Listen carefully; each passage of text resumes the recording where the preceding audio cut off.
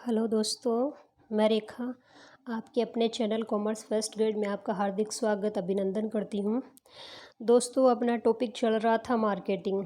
Marketing के सामान्य अर्थ पर अपन ने चर्चा कर ली है आज, और इसकी विशेषताओं के बारे में थोड़ी सी अपन ने चर्चा की थी। आज इसकी डिटेल्ड अर्थ के बारे में समझेंगे।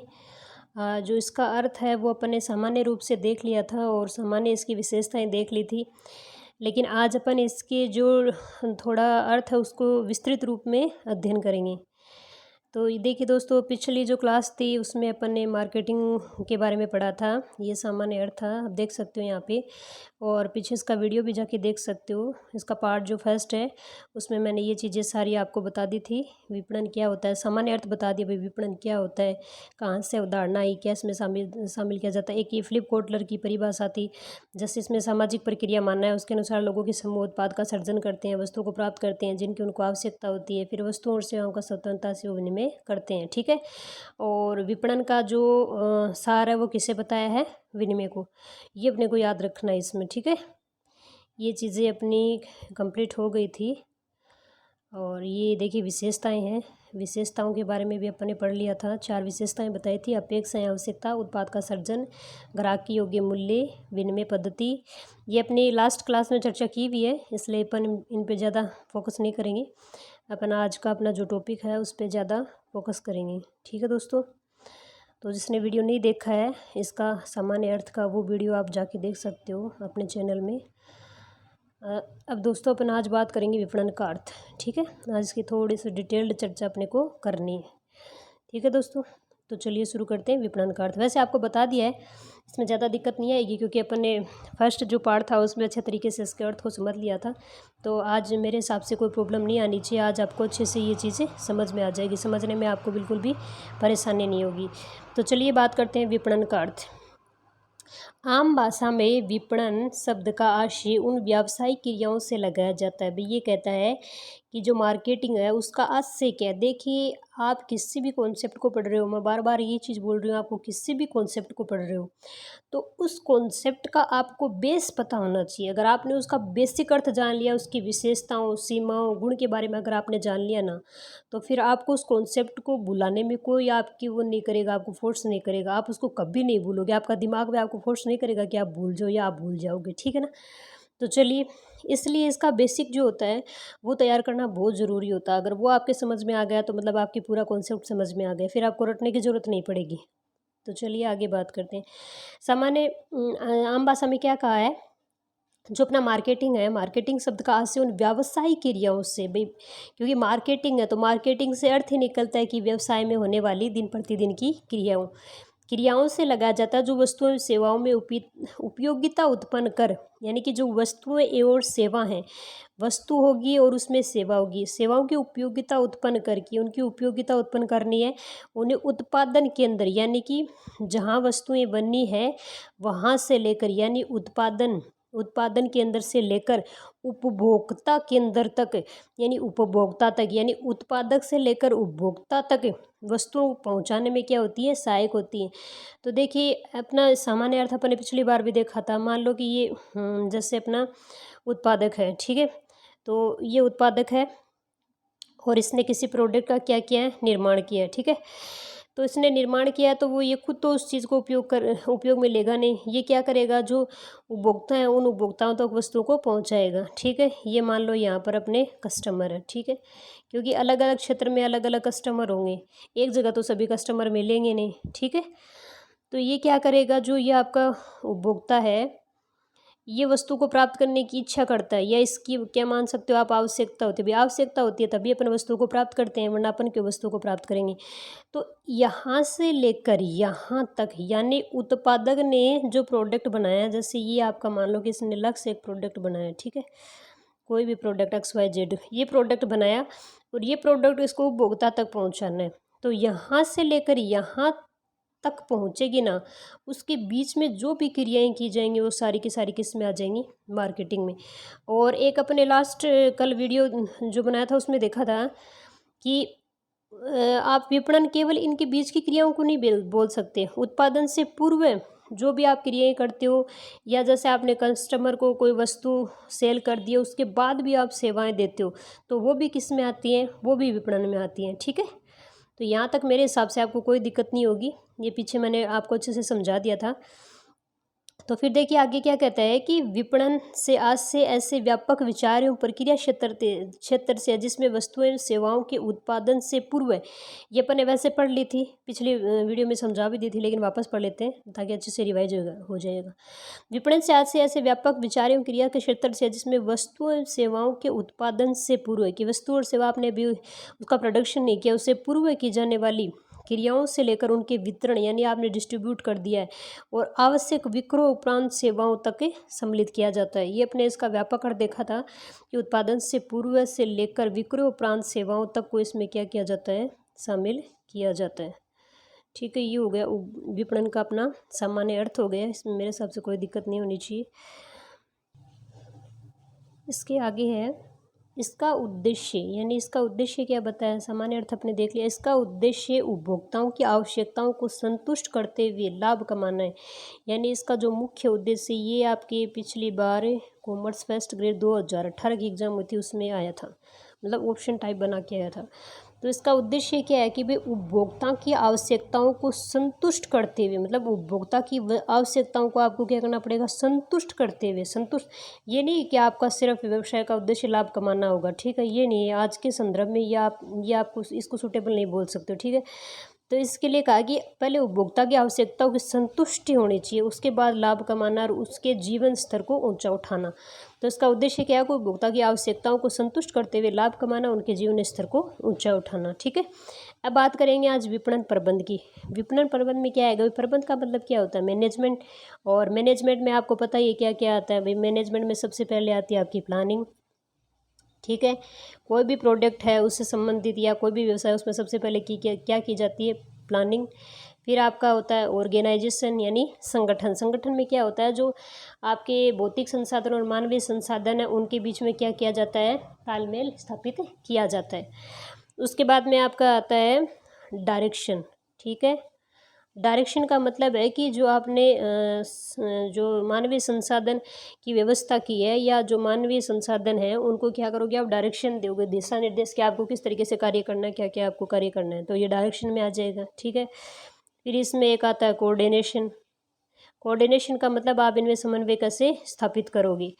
और उसके बाद में आपका आ जाएगा कंट्रोल। ठीक है, और भी शामिल होते हैं लेकिन मेन रूप से ये शामिल होते हैं। तो इसमें क्या आ जाएगा, कंट्रोल। तो ये क्या आते हैं, प्रबंध के कार्य हैं। तो विपणन में भी ऐसी चीज़ें कुछ ना कुछ शामिल की जाएंगी भाई। प्रबंध के कार्य में अगर ये चीज़ें आ रही तो विपणन में भी तो ये होगा ना। तो विपणन में आपको क्या करनी पड़ेगी, प्लानिंग करनी पड़ेगी, ऑर्गेनाइजेशन करना पड़ेगा, डायरेक्शन देना पड़ेगा, और आपको कंट्रोल करना पड़ेगा। तो वही बात है, प्रबंध के अगर कार्य आपको पता है तो वो इसके कार्य होंगे। यानी मार्केटिंग अगर आप कर रहे हो तो उन क्रियाओं के लिए आपको पहले योजना बनानी पड़ेगी, फिर उनका संगठन करना पड़ेगा, फिर उसका निर्देशन करना पड़ेगा, फिर नियंत्रण करना पड़ेगा। मतलब कि आप मार्केटिंग के लिए प्लानिंग बनाओगे, क्या प्रोडक्ट बनाना है, कैसे बनाना है, कहाँ बनाना है, किन के लिए बनाना है, कैसे पहुँचाना है, फिर उसके लिए साधन जुटाओगे, और फिर उसके लिए आप डायरेक्शन दोगे। जो भी आपके पास साधन हो उन साधनों को आपको डायरेक्शन, दिशा निर्देश देने, उसके बाद उन पे आप क्या करोगे, कंट्रोल स्थापित करोगे। तो ये सारी के सारी किस में आएंगे, विपणन प्रबंध में। देखिए आगे बात करते हैं, जो उत्पादक एवं उपभोक्ता अथवा उत्पाद एवं सेवा की, यानी जो उत्पादक और उपभोक्ता अथवा उत्पाद एवं सेवा के उपयोगकर्ता के बीच वस्तुओं एवं सेवाओं के विनिमय को सरल बनाते हैं। अगर मान लो ये प्रबंध का कार्य नहीं हो तो क्या आप एक उत्पादक से उपभोक्ता तक वस्तुओं को आसानी से पहुंचा पाओगे, बिल्कुल नहीं पहुंचा पाओगे। क्यों, क्योंकि वो थोड़ा सा आपके लिए क्या है कि टफ कार्य हो जाएगा। ठीक है, तो इसके लिए आपको क्या करना होगा, प्रबंध का आपको सहारा लेना पड़ेगा, बिना प्रबंध के आपका कार्य नहीं चलेगा। ठीक है, चलिए आगे चलते हैं। यहाँ तक मेरे हिसाब से कोई डाउट नहीं, इजी कॉन्सेप्ट है, इजी चीज़ें आ रही हैं। अब देखिए आगे बात करते हैं, विपणन की प्रबंध के कार्य के रूप में अनेक क्रियाएं निम्नानुसार है। ये कह रहा है कि विपणन की प्रबंध के कार्य के रूप में, क्योंकि प्रबंध के कार्य के रूप में विपणन है तो उसके रूप में अनेक क्रियाएं, इसमें अनेक क्रियाएं शामिल की जाती हैं। तो क्या क्या क्रियाएं शामिल की जाती है? पहली जो क्रिया है बाजार विश्लेषण के कार्य। सबसे पहले आपको क्या करना पड़ेगा? बाजार का विश्लेषण करना पड़ेगा। विश्लेषण का मतलब क्या होता है? एनालिसिस, मतलब कौन से उपभोक्ताओं की क्या क्या आवश्यकताएं हैं, कौन से स्थान पे पहुंचाना है, किस तरीके से पहुंचाना है, तो उसका आपको एनालिसिस करना पड़ेगा कि उपभोक्ताओं की क्या आवश्यकताएं हैं, उनकी क्या इच्छाएं हैं। तो इन सब के लिए आपको पहले बाज़ार का एनालिसिस करना पड़ेगा, ठीक है। अगर आपने बाज़ार का एनालिसिस नहीं किया है तो आप तो देखिए यहाँ से बाज़ार का विश्लेषण, बाज़ार के विश्लेषण का क्या कर भाई, बाज़ार के विश्लेषण में क्या क्या होगा वो अपन यहाँ से डिटेल चर्चा करते हैं। तो चलिए बात करते हैं एक विपणनकर्ता के महत्वपूर्ण कार्यों में। एक विपणन जो करता होता है उसके महत्वपूर्ण कार्यों में से एक कार्य बाजार संबंधी सूचनाएं एकत्रित करना तथा उनका विश्लेषण करना है।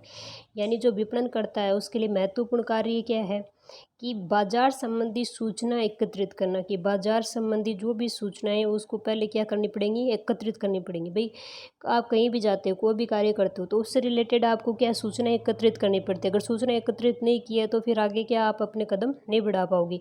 फिर उनका क्या करना पड़ेगा? एनालिसिस करना पड़ेगा। एनालिसिस का मतलब क्या होता है? उनका विश्लेषण, ठीक है। फिर देखिए विपणन कार्यों का प्रारंभ बाजार विश्लेषण के साथ ही होता है। यानी विपणन जो कार्य है उनका प्रारंभ कहाँ से होता है? बाजार विश्लेषण के साथ ही होता है, ठीक है। यानी कि विपणन का कार्य कहाँ से शुरू हो जाता है? जैसे आपने बाजार का विश्लेषण शुरू किया, वहीं से क्या हो जाएगा? अपना विपणन का कार्य भी शुरू हो जाएगा, ठीक है। यहाँ तक मेरे हिसाब से आपको कोई दिक्कत नहीं है। फिर बोल रहा है कि बाजार विश्लेषण में क्या क्या आएगा?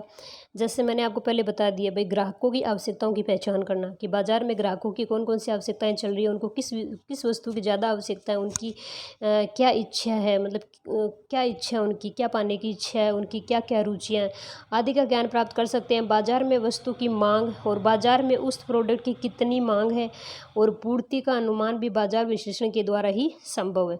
तो ये सारे बाजार विश्लेषण में कार्य किए जाते हैं। देखिए सामान्य इसमें कुछ भी नहीं है, इतना सा याद रखना है। बाजार जो विश्लेषण है उसमें उपभोक्ताओं की जो इच्छा है, उनकी जो रुचि है, उनकी जो आवश्यकता, उनके अनुसार प्रोडक्ट का पता लगाना और बाजार में किसी प्रोडक्ट की कितनी मांग है और उसकी किस तरीके से पूर्ति हो रही है उसका आपको क्या करना पड़ेगा? उससे संबंधित आपको एनालिसिस करना पड़ेगा। तो ये चीज़ें इसमें आएंगी, इससे ज़्यादा इसमें कुछ नहीं आएंगे। तो ये होगा बाजार के विश्लेषण का कार्य। तो सबसे पहला होता है बाजार का विश्लेषण का कार्य करना, क्योंकि ऐसे थोड़ी प्रोडक्ट बनना शुरू कर देंगे। पहले आपको एनालिसिस करना पड़ेगा, ठीक है। उसके बाद आपको क्या करना पड़ेगा? नियोजन, ठीक है। अब नियोजन पे चर्चा करते हैं। नियोजन वैसे तो आपको बता दिए कि विपणन नियोजन में क्या आएगा कि प्रोडक्ट को कैसे बनाना है, किस तरीके से बनाना है, कैसे पहुंचाना है, ठीक है। क्या उत्पाद होगा, किस तरीके का उत्पाद होगा, उसका मूल्य क्या होगा, ठीक है। उपभोक्ताओं तक कैसे पहुंचाएंगे, कैसे उसकी व्यवस्था करेंगे, उसका भंडारण कैसे करेंगे। तो ये बहुत सारी चीज़ें क्या इसमें शामिल होती हैं। तो देखिए आगे बात करते हैं विपणन नियोजन। विपणन नियोजन के अंतर्गत संगठन के विपणन उद्देश्यों को प्राप्त करने के लिए महत्वपूर्ण कार्य का विकास करना है। यानी विपणन नियोजन के अंतर्गत संगठन उद्देश्यों को प्राप्त करने के लिए महत्वपूर्ण कार्यों का विकास करना होता है। इसके लिए विपणन के निर्धारित लक्ष्यों के अनुरूप एक पूरी विपणन योजना तैयार करनी होगी। और इसके लिए आपको क्या करना पड़ेगा? निर्धारित जो आपके लक्ष्य हैं उनके अनुरूप एक पूरी विपणन योजना तैयार करनी पड़ेगी, जिसमें उत्पादन के स्तर में वृद्धि, कि आप एक उत्पादन के स्तर में किस तरीके से वृद्धि करोगे, कि उत्पादन के स्तर में तो वृद्धि करना बहुत ज़रूरी है, उसके बिना काम नहीं चलेगा, ठीक है। तो बोले कि अनुरूप, यानी सॉरी एक मिनट, चलिए वापस देखते हैं। इसके लिए निर्धारित लक्ष्यों के अनुरूप एक पूरी विपणन योजना तैयार करनी होगी। मतलब आपको एक पूरी विपणन योजना क्या करनी पड़ेगी? तैयार करनी पड़ेगी।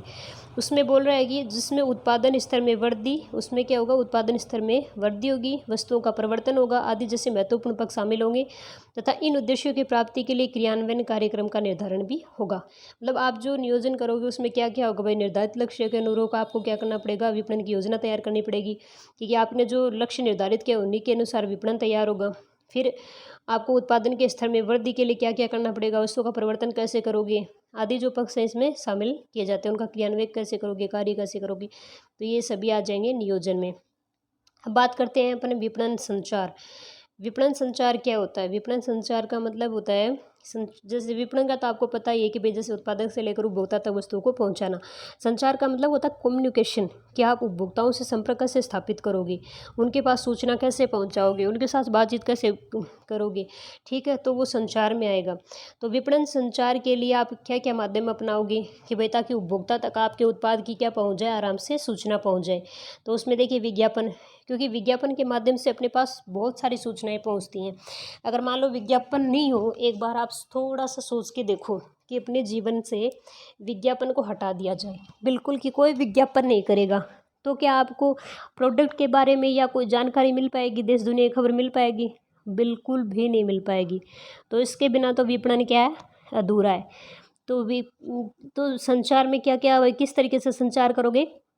विज्ञापन के माध्यम से, मतलब जो आपने प्रोडक्ट बनाया उसका आप एडवर्टाइजमेंट कर दोगे तो उसकी सूचना उपभोक्ता तक पहुंच जाएगी। या फिर आप विक्रय के माध्यम से, जैसे आपने जो अपना प्रोडक्ट बनाया वो किसी उपभोक्ता को सेल किया, तो जैसे उपभोक्ता को सेल किया तो उसको वो वस्तु अच्छी लगी, तो वो प्रोडक्ट अच्छा लगा, उसकी आवश्यकता की पूर्ति हुई, तो वो क्या अन्य जो उपभोक्ता हैं उनको भी बताएगा, तो फिर वो भी क्या है कि आपसे संपर्क स्थापित करेंगे। संवर्धन यानी कि इनका क्या करोगे, आप प्रसार प्रचार करोगे, मतलब कि लोगों तक पहुंचाने के लिए आप अनेक विधियां काम में लोगे। विपणन अनुसंधान करोगे। अनुसंधान का मतलब है कि आपको पता लगाना पड़ेगा कि कौन से ग्राहकों की कौन कौन सी आवश्यकताएं हैं, कौन से क्षेत्र में कौन सी वस्तु को अपने को भेजना है। और विक्रय कला का मतलब है कि बेचने की जो कला है उसके माध्यम से, या फिर आप प्रचार करोगे, या फिर आप क्या करोगे, सुझाव आदि महत्वपूर्ण साधन है जिनसे आप क्या कर सकते हो, संचार कार्य संपन्न कर सकते हो। अब देखिए विक्रय कला, प्रचार, विज्ञान आदि से संस्था अपने विद्यमान एवं भावी ग्राहकों को आवश्यक संदेश पहुंचाती है। भाई विक्रय करके यानी जो विक्रय करने की कला है उसके माध्यम से, एक जो सेलर होता है वो किस तरीके से विक्रय करता है, ये तो विक्रय कला होती है। और क्या कौन सी कला होती है, ठीक है। फिर है प्रचार करके, प्रचार जैसे किसी ने प्रोडक्ट खरीदा है तो लोग उसको खरीदेंगे, फिर उसका धीरे धीरे एक दूसरे उपभोक्ता तक क्या हो जाएगा, प्रसार हो जाएगा। तो प्रचार से, ठीक है, अपने विद्यमान भावी ग्राहकों को आवश्यक संदेश पहुंचाती है। ग्राहकों को क्या करती है, आवश्यक संदेश पहुंचाती है। जबकि विपणन अनुसंधान द्वारा, और विपणन अनुसंधान में क्या होता है कि ग्राहक वस्तुओं के बारे में अपने सुझाव तथा शिकायतें संस्था तक पहुंचाते हैं।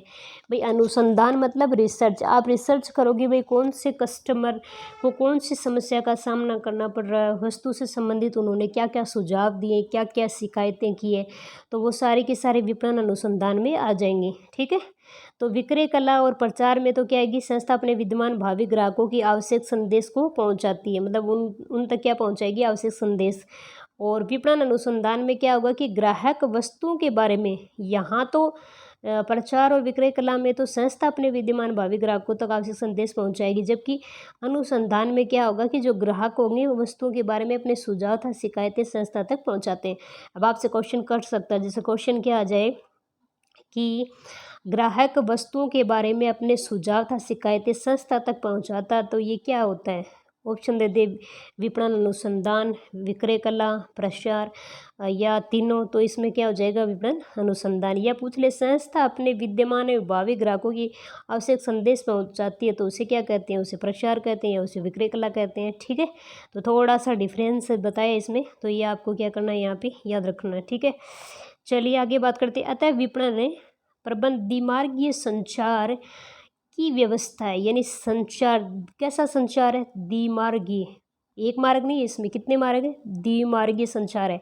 अतः विपणन प्रबंधक द्विमार्गीय संचार व्यवस्था, द्विमार्गीय का मतलब आप समझ गए क्या, द्विमार्ग का मतलब होता है एक इसमें संदेश देने वाला होगा और एक इसमें संदेश प्राप्त करने वाला होगा। तो वो मतलब दो पक्षकार होने चाहिए, एक देने वाला और एक प्राप्त करने वाला, तो उसे द्विमार्गीय संचार बोलते हैं। तो संचार हमेशा द्विमार्गीय होता है, ठीक है। द्विमार्ग का मतलब इसमें दो पक्ष शामिल होते हैं। उत्पाद का रूपांकन एवं विकास, अब उसके बाद अपन क्या करेंगे, उत्पाद का रूपांकन करेंगे और उसका विकास करेंगे। उत्पाद के रूपांकन और विकास में क्या क्या शामिल है, तो देखिए उत्पाद का रूपांकन लक्षित उपभोक्ताओं के लिए उत्पाद को और अधिक आकर्षित बनाने में होता है। भाई रूप का मतलब हो तो रूप प्लस अंकन, यानी कि उसके रूप का किया किया जाएगा अंकन, उसके रूप को और संवारा जाएगा ताकि जो लक्षित उपभोक्ता यानी जिन उपभोक्ता तक अपने को वस्तु को पहुंचाना, उत्पाद को पहुंचाना है, वो उससे और अधिक आकर्षित हो सके अपने उत्पाद को देखकर। ठीक है, तो उत्पाद का रूपांकन लक्षित उपभोक्ताओं के लिए उत्पाद को और अधिक आकर्षित बनाने में सहायक होता है। ठीक है, फिर एक अच्छा स्वरूप उत्पाद की उपयोगिता को बढ़ा सकता है तथा बाजार में इसे और अधिक प्रतियोगी बना सकता है। भाई आपने जो प्रोडक्ट बनाया ना, उसमें आपने 4 चांद लगा दिए, उसका रूपांकन इस तरीके से कि इतना सुंदर है कि लोग उसको देख कर ही खरीद लेते हैं। उसमें क्या क्वालिटी है क्या नहीं वो तो बाद की बातें हैं, लेकिन उसको रूप को देख कर ही वो क्या कर लेते हैं, उसको परचेज कर लेते हैं। तो उत्पाद का रूपांकन और विकास बहुत ज़्यादा ज़रूरी है। मतलब एक आपका जो प्रोडक्ट है उसका रूपांकन इतना अच्छा होना चाहिए ताकि ग्राहक उसको देखते ही उसकी तरफ क्या हो जाए, आकर्षित।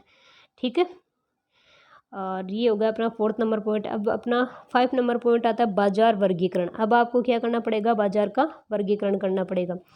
बाजार वर्गीकरण में क्या आएगा कि कोई भी संस्था अपनी किसी वस्तु से सभी ग्राहकों को संतुष्ट नहीं कर सकती। ये बोला कि कोई भी संस्था हो, वो अपनी किसी वस्तु से सभी ग्राहक तो देखो कभी संतुष्ट नहीं होंगे। आप लोग भी सामान्य जीवन में देखते हो कि आप सभी लोगों को संतुष्ट कर दो तो आप नहीं कर पाओगे। वो सेम एज इट इज संस्था के साथ होता है। संस्था सोच रही है कि मेरे प्रोडक्ट से सभी लोग संतुष्ट हो जाएं, सभी ग्राहक संतुष्ट हो जाए, तो ऐसा है संभव है कि सभी ग्राहक क्या होंगे, संतुष्ट नहीं हो सकते। हाँ 99% हो सकते हैं, लेकिन 1% में वही दिक्कतें रहेगी। ठीक है, तो चलिए आगे बात करते हैं। ठीक है दोस्तों, बाजार वर्गीकरण का आपको सामान्य समझ में आ गया कि कोई भी संस्था मतलब सभी ग्राहकों के क्या नहीं कर सकती, संतुष्ट नहीं कर सकती, क्योंकि भी दुनिया में बहुत सारे ग्राहक होते हैं, तो सबकी आवश्यकताएं, इच्छाएं, रुचि अलग अलग होती है, तो सभी ग्राहकों को संतुष्ट करना क्या नहीं होता, संभव नहीं होता है। तो कोई भी संस्था अपनी किसी वस्तु के सभी ग्राहकों को संतुष्ट नहीं कर पाती है, अतः प्रत्येक संस्था को संपूर्ण बाजार में से कुछ विशेष प्रकार के ग्राहकों का ही चुनाव करना चाहिए तथा उन्हें संतुष्ट करने का प्रयास भी करना चाहिए। ठीक है, तो उनकी समान प्रकार की विशेषताओं को आधार मानकर देखिए। अब ये बोल रहे कि मतलब एक जो प्रोडक्टर होता है, वो सभी जो कस्टमर होता है उनकी सभी की आवश्यकताएं पूरी नहीं कर पाता, तो उसको क्या करना चाहिए कि उसको मतलब विशेष प्रकार के जो ग्राहक होते हैं ना, उनका चुनाव करने लेना चाहिए। विशेष प्रकार के ग्राहकों का मतलब क्या होता है, जैसे भाई आप खिलौने बना रहे हो, ठीक है, तो आप विशेष किन पे फोकस करोगे, बच्चों पे फोकस करोगे। जैसे आप लड़कियों के लिए, जो युवतियाँ हैं उनके लिए कोई प्रोडक्ट बना रहे हो, तो विशेष उन्हीं पर फोकस करना है, क्योंकि जो महिलाएं उनको आप संतुष्ट नहीं कर पाओगे, क्योंकि उनकी रुचि, उनकी जो इच्छाएं हैं, जो आवश्यकताएं हैं, वो अलग अलग होती हैं। तो इसलिए बोल रहा है कि किसी विशेष प्रकार के ग्राहकों का चुनाव करना चाहिए। तो सभी ग्राहकों को संतुष्ट करने की इच्छा नहीं रखनी चाहिए। आपको विशेष प्रकार के जो ग्राहक हैं उनकी आवश्यकताओं को ध्यान में रखते हुए आपको अपने प्रोडक्ट को बनाना चाहिए, उसका डेवलपमेंट करना चाहिए, वो आपको मार्केटिंग करनी चाहिए। ठीक है, अब देखिए आगे बात करते हैं। तथा उन्हें संतुष्ट करने का प्रयास करना चाहिए। उनकी समान प्रकार की विशेषताओं, आवश्यकताओं, इच्छाओं, रुचियों के अनुसार समूहों का उप बाजारों के अनुसार वर्गीकरण करना ही बाजार वर्गीकरण है। मतलब कि आप क्या करोगे, उनकी जो विशेषताएं हैं वो मतलब कुछ समान विशेषताओं वाले, समान आवश्यकताओं वाले, इच्छाओं वाले और रुचियों वाले समूह हैं, उनको बाजारों के अनुसार आप क्या करोगे, उनका क्लासिफिकेशन कर लोगे, उनका वर्गीकरण करके, और फिर आप अपने प्रोडक्ट को क्या करोगे, मार्केट में लॉन्च करोगे। तो आपको क्या करना है, सभी ग्राहकों को आप संतुष्ट नहीं कर सकते हो, तो आपको समान आवश्यकताओं, विशेषताओं, इच्छाओं वाले जो ग्राहक हैं उनके ध्यान में रखते हुए आपको क्या करना पड़ेगा, प्रोडक्ट का निर्माण करना पड़ेगा, और फिर आपको उस बाजार का वर्गीकरण हो जाएगा। क्योंकि आप पूरे बाजार में फिर अलग अलग कस्टमर होते हैं, अलग अलग व्यक्ति की अलग अलग इच्छाएं, आवश्यकताएं होती हैं, तो सभी को आप पूरा नहीं कर पाओगे। तो देखिए आप बाजार में जाते हैं, सामान्य में इसका आपको एग्जांपल देती हूँ। जैसे बाजार में जाते हैं तो जैसे एक जूते वाला है, तो वो जूते ही जूते रखेगा अपनी शॉप में। एक कपड़े वाला है तो वो कपड़े ही कपड़े रखेगा। एक जैसे शॉप वाला ऐसा है जो सिर्फ बच्चों के कपड़े रखता है। एक शॉप वाला ऐसा है जो सिर्फ जेंट्स के कपड़े रखता है। एक ऐसा है जो सिर्फ युवाओं के लिए कपड़े रखता है। तो वो इस तरीके से उनकी क्या है, समान विशेषताओं के लिए वो बाजार का वर्गीकरण कर रहे हैं वहाँ पर, कि जो समान विशेषताएं और आवश्यकताएं, इच्छाएं, उनके अनुसार उन्होंने बाजारों का उप वर्गीकरण कर दिया, और उसके आधार पे वो अपने प्रोडक्ट को वहाँ पे सेल कर रहे हैं। ठीक है, उसकी मार्केटिंग कर रहे हैं। फिर देखिए 6 नंबर का पॉइंट है इसमें प्रमापीकरण और श्रेणीकरण। प्रमापीकरण और श्रेणीकरण क्या होता है इसके बारे में चर्चा करते हैं। प्रमापीकरण का अर्थ है पूर्व निर्धारित विशेषताओं के अनुरूप वस्तुओं का उत्पादन, यानी कि पूर्व निर्धारित विशिष्टताओं के अनुरूप वस्तुओं का उत्पादन करना, यानी पूर्व मतलब पहले से निर्धारित जो विशिष्टताएं हैं उसके अनुसार वस्तुओं का आपको क्या करना है, उत्पादन करना है। कि पहले आपने निर्धारित कर ली हैं विशिष्टताएं, मतलब उसमें क्या क्या गुण होने चाहिए, कैसे होने चाहिए, ठीक है। तो उसके अनुरूप आपको वस्तुओं का क्या करना है, उत्पादन करना है, जिससे उत्पाद में एक रूपता तथा अनुकूलता आती है। जिससे उत्पाद में क्या आएगी, एक रूपता आएगी और अनुकूलता आएगी, ठीक है। प्रमापीकरण क्रेताओं को यह सुनिश्चित करता है कि वस्तुएं पूर्व निर्धारित गुणवत्ता, मूल्य एवं पैकेजिंग के अनुसार है। और प्रमापीकरण से क्रेताओं के लिए क्या सुनिश्चितता होती है कि जो वस्तुएं हैं उनका पूर्व निर्धारित है, मतलब वस्तुएं पहले से निर्धारित थी, उनकी गुणवत्ता पहले से निर्धारित थी, उनका मूल्य पहले से निर्धारित था, उनकी पैकेजिंग भी पहले से निर्धारित थी, ठीक है। तो इन तत्वों को इसमें प्रमापीकरण में शामिल किया जाता है। तो प्रमापीकरण का आपको और समझ में आ गया होगा आई थिंक, ठीक है। तो देखिए प्रमापीकरण पूर्व निर्धारित विशेषताओं के अनुरूप वस्तुओं का उत्पादन करना है, ठीक है। पूर्व निर्धारित जो आपने विशेषताएं हैं उनके अनुसार आपने प्रोडक्ट का निर्माण किया है ताकि उसमें क्या हो सके, एक रूपता स्थापित हो सके। श्रेणीकरण क्या होता है, मतलब कि श्रेणीकरण करना, उनको श्रेणियाँ होती हैं। जैसे भाई हाँ, अब कोई शॉप है तो उस शॉप में क्या होता है कि जैसे फल फ्रूट की शॉप, ठीक है। श्रेणीकरण का मतलब क्या हो गया कि उनको अलग अलग श्रेणियों में रखना, ठीक है। तो श्रेणियन के अंतर्गत उत्पादित वस्तुओं को उनकी किस्म के अनुसार, उनके गुणों के अनुसार विभिन्न वर्गों में बांट दिया जाता है। दोनों कार्यों को करने से वस्तु को पहचानने तथा उसके मूल्य निर्धारण में सुविधा होती है। जैसे देखिए आप शॉप पे जाते हैं, तो शॉप पे जाते हैं तो क्या होता है कि जैसे सब्जी वाले शॉप पे जाते हैं तो वहाँ पे सब्जी वाली जो शॉप होती है उसमें वस्तुओं का क्या किया होता है, श्रेणीकरण। ऐसे करके ऐसे कि ऐसे वो मतलब खांचे से सांचे से बना रखे होते हैं। इसमें एक वो आलू वगैरह रखता है, एक में भिंडी रखता है, एक में फल फ्रूट रखता है। तो इस तरीके से वो क्या हो गया, वस्तुओं का श्रेणीकरण हो गया ताकि आपको वस्तु से आसानी से उपलब्ध हो सके, उनमें आपको क्या है कि कोई परेशानी नहीं हो। तो चलिए आगे बात करते हैं पैकेजिंग। पैकेजिंग क्या होता है, पैकेजिंग का मतलब होता है कि वस्तु को सुरक्षित रखने के लिए, यानी कि जो उसकी क्वालिटी है उसको सुरक्षा प्रदान करने के लिए उस पर जो कवर लगाया जाता है या उसको आकर्षक बनाने के लिए जो भी उसके बाहर जो भी कवर वगैरह या पॉलीथीन वगैरह लगाई जाती है तो उससे उसको क्या होती है, सुरक्षा प्राप्त होती है। तो वो आपकी किस में आती है, पैकेजिंग में आती है। तो चलिए बात करते हैं पैकेजिंग का अर्थ है उत्पाद के पैकेज का रूपांकन करना। लेबलिंग में पैकेज पर जो लेबल लगाए जाते हैं उनका रूपांकन किया जाता है। पैकेजिंग के द्वारा वस्तु के रूप, रंग एवं किस्म की सुरक्षा प्रदान की जाती है ताकि उनका जो रूप है, उसकी किस्म है, उसकी सुरक्षा हो सके। इसके द्वारा वस्तु को और आकर्षक स्वरूप में प्रस्तुत किया जाता है ताकि लोग उसको खरीदने के लिए प्रेरित हो सके, और मतलब उसको और ज़्यादा आकर्षित रूप में प्रस्तुत किया जाता है ताकि लोग उसको अच्छे तरीके से ज़्यादा मात्रा में खरीदें। अब चलिए नेक्स्ट बात करते हैं ब्रांड। ब्रांड क्या होता है, किसी कोई भी ब्रांड होता है उससे उस उत्पाद की पहचान होती है, मतलब उसको जो कस्टमर है उसको पहचानते हैं, तो वो ब्रांडिंग में आता है। तो देखिए पढ़ते हैं ब्रांडिंग क्या होता है। किसी उत्पाद की सफलता के सही ब्रांड का नाम चयन महत्वपूर्ण भूमिका होती है, कि अगर आपको उत्पाद में सफलता प्राप्त करनी है तो उसके लिए आपको ब्रांड का जो चुनाव होता है वो सबसे महत्वपूर्ण होता है। तो ब्रांड के चयन इसमें क्या है, महत्वपूर्ण है। ब्रांड का नाम उत्पाद को अन्य उत्पादों से भिन्न बनाता है, कि एक ब्रांड का जो नाम है वो अन्य जो उत्पाद है उसको उससे क्या बनाता है, भिन्न बनाता है। जैसे एग्जाम्पल में आपको इनके एग्जाम्पल्स आगे आएंगे, मैंने इमेजेस डाल रखी है, जब अपन आगे इसको और पढ़ेंगे ना तो आगे इमेजेस आ जाएंगे, उसमें आपको अच्छे से मैं समझा दूंगी, ठीक है। जिससे उत्पाद के लिए उपभोक्ता का लगाव पैदा होता है, जिससे उत्पाद के लिए उपभोक्ता का क्या होता है, लगाव पैदा होता है, उसकी उसमें रुचि, इंटरेस्ट पैदा होता है। जिससे उत्पाद के लिए उपभोक्ता का लगाव पैदा होता है, इससे विक्रय संवर्धन में सहायता मिलती है। विक्रय संवर्धन मतलब इससे आपका जो विक्रय संवर्धन है वो ज़्यादा से ज़्यादा बढ़ता है। नेक्स्ट अपना है ग्राहक समर्थन सेवाएं। ग्राहक समर्थन सेवाएं क्या होती हैं कि विपणन प्रबंध का एक महत्वपूर्ण कार्य है। विपणन प्रबंध का एक महत्वपूर्ण कार्य क्या है, समर्थक सेवाओं का विकास करना, यानी महत्वपूर्ण कार्य ग्राहकी समर्थक जो सेवा है उनका विकास करना। जैसे इसमें क्या क्या शामिल होंगी, बिक्री के बाद की सेवा, ग्राहक समर्थन सेवाएं जिससे मतलब ग्राहकों को फायदा हो। तो बिक्री जैसे आप कर देते हो तो उसके बाद आपने क्या कस्टमर को सेवा दी है, ग्राहकों की शिकायत दूर करना, समायोजन को देखना, साख सेवाएं देना, रख रखाव सेवाएं, तकनीकी सेवाएं प्रदान करना, उपभोक्ता सूचनाएं देना। तो ये सारी की सारी क्या आती है, ग्राहक समर्थन सेवाओं में आती है। तो आपसे क्वेश्चन पूछा जा सकता है कि ग्राहक समर्थन सेवाओं में निम्न में से किसको शामिल किया जा सकता है। तो देखिए, ग्राहक समर्थन सेवाओं में बिक्री के बाद की सेवा, ग्राहकों की शिकायत दूर करना, समायोजन को देखना, साख सेवाएं, रख रखाव, तकनीकी सेवाएं प्रदान करना, उपभोक्ता सूचनाएं देना। तो ये सारी ग्राहक समर्थन सेवाओं में शामिल होती हैं। ये सभी आवश्यकताएं क्या करती हैं, उपभोक्ता को संतुष्टि प्रदान करती हैं। ये सभी उपभोक्ता को अधिकतम संतुष्टि प्रदान करती हैं, जो आज के समय में विपणन की सफलता की कुंजी है। तो विपणन की सफलता की कुंजी क्या है भाई, ग्राहक समर्थन सेवाएं। क्योंकि ग्राहक समर्थन सेवाएं अगर ज़्यादा से ज़्यादा होंगी तो इससे ग्राहक संतुष्ट होगा और इससे आपके व्यवसाय को क्या मिलेगी, ज़्यादा से ज़्यादा सफलता मिलेगी। मतलब आपका विपणन क्या होगा, ज़्यादा से ज़्यादा सफल होगा। फिर नेक्स्ट आता है उत्पाद का मूल्य निर्धारण।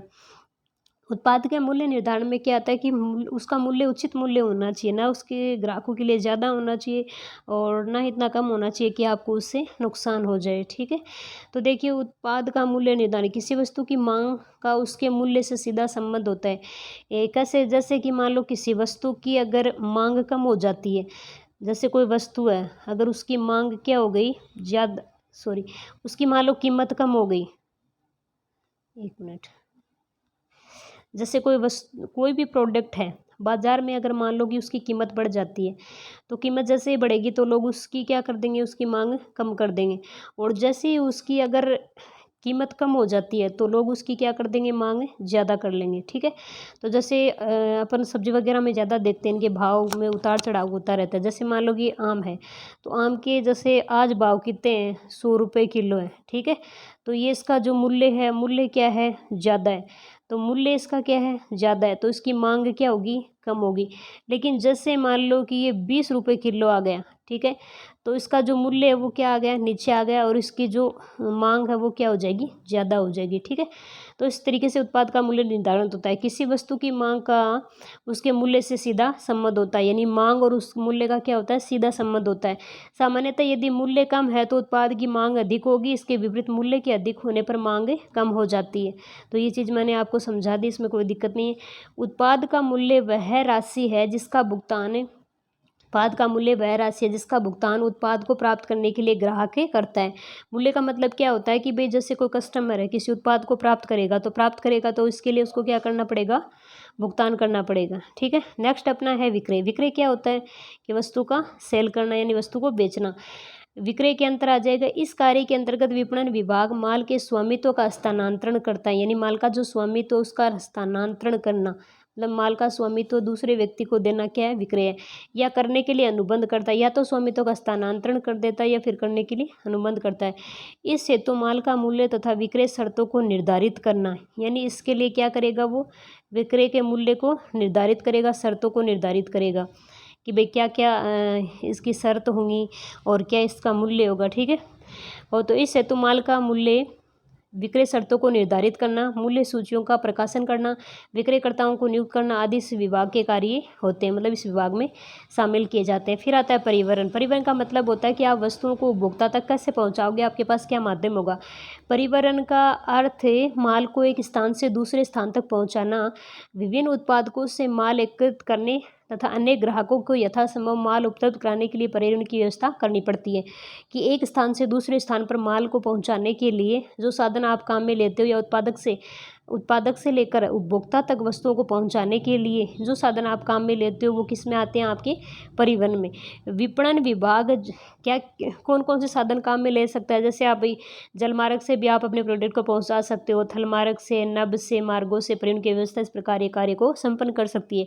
कि जैसे विदेशों वगैरह में पहुंचाने होते हैं, या दूसरे राज्यों में या कंट्री में या कहीं पर पहुंचाने होते हैं, तो आप जल से, थल से, नभ से आदि जो मार्ग उनको परिवहन के रूप में आप काम में ले सकते हो। नेक्स्ट है संग्रहण। संग्रहण का मतलब होता है स्टोरेज करना, क्योंकि जो आपने प्रोडक्ट बनाया है, हो सकता है उसकी मांग कभी कम हो लेकिन कभी अचानक बढ़ जाए, तो उसके लिए आपको क्या करना पड़ेगा, स्टोरेज करना पड़ेगा, मतलब उसको स्टोर करके रखना पड़ेगा। सामान्यतः वस्तु का उत्पादन था उसकी बिक्री अथवा उपयोग के बीच समय का अंतर होता है। विनिमय कार्य को पूरा करने के लिए विपणन विभाग को माल का संग्रहण भी करना पड़ता है। मतलब कि कुछ पता नहीं है कि वस्तु की कब मांग बढ़ जाए और कब घट जाए, तो उसके अनुसार आपको क्या करना पड़ता है, स्टॉक।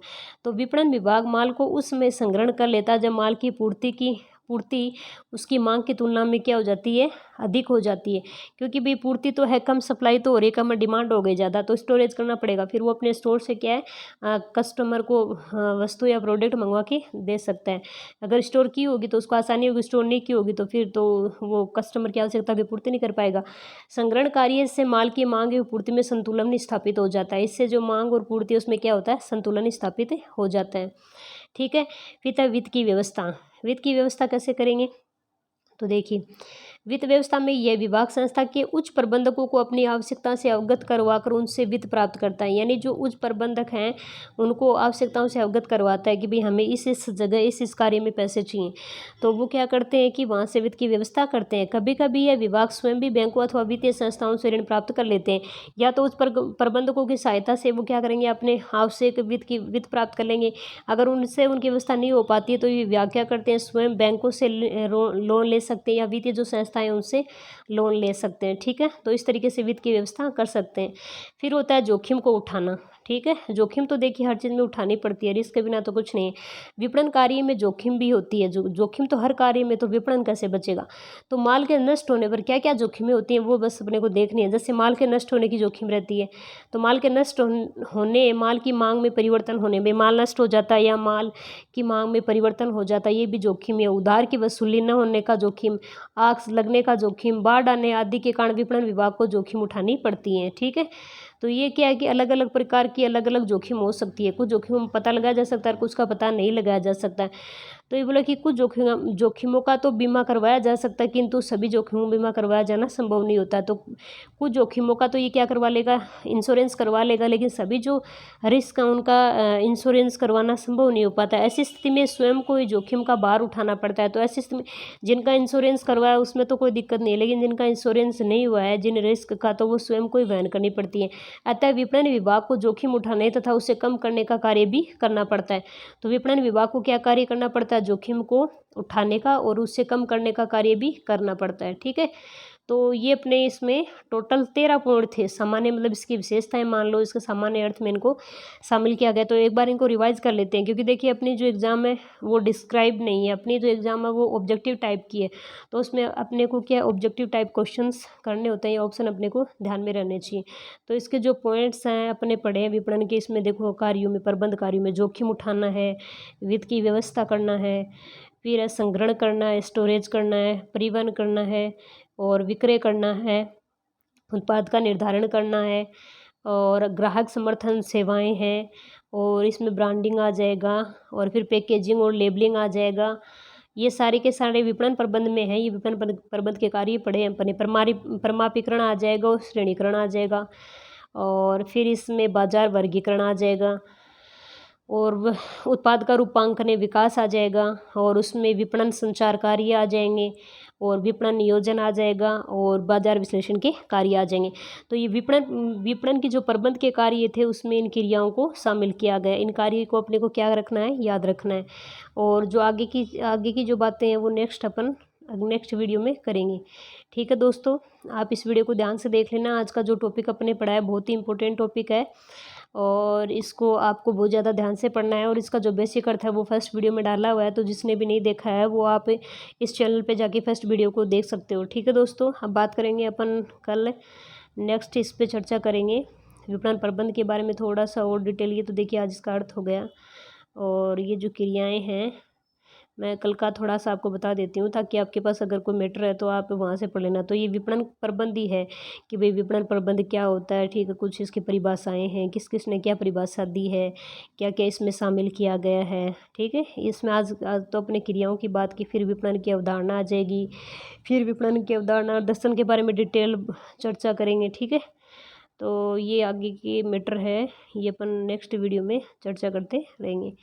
ठीक है दोस्तों, तो आप अच्छे से समझ लेना। कोई चीज़ आपको समझ में नहीं आई तो कमेंट सेक्शन में आप मुझे कमेंट कर सकते हो। ठीक है दोस्तों, thanks for watching, please like share and subscribe. Thank you दोस्तों।